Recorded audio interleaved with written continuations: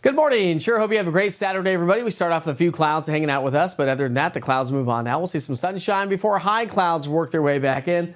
Thanks to a disturbance that's going to be swinging to our south, and that may bring us more bark than bite. What do I mean by that?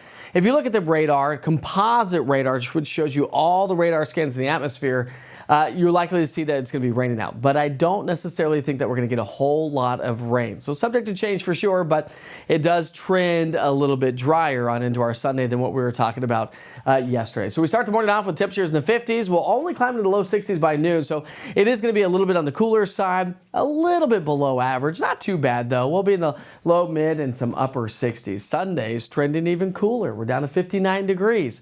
Again, mostly cloudy and a chance for some light rain showers on Sunday, or maybe a few sprinkles, but that really should be about the extent of it. Here's what it looks like on Sunday.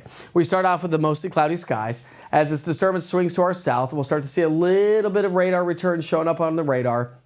But again, because the atmosphere is so dry in the mid-levels, I just don't think that we're going to have a whole lot of activity actually making its way to the surface. So not a bad weekend. And we were talking earlier this week that Sunday was looking like it may be a kind of a indoor damp dreary day, but I don't necessarily think that that's going to be the case. And when you look at the rainfall amounts that actually reach the surface, it's going to be fairly lackluster. So I hope for the best, but it is going to be on the cooler side. Again, Sunday we dip down to 59 degrees, and then next week we'll climb back to those seasonal averages before we take another blow with temperatures dropping down to the 50s. Now, when you look at low temperatures, this time of year can be tricky, and we can see some frost and freezing conditions, but the good news is we'll stay above freezing for the next 7 days. So some nice news to pass along, and we may round out the month of April and start the month of May at or maybe even above average. We'll keep you posted on that.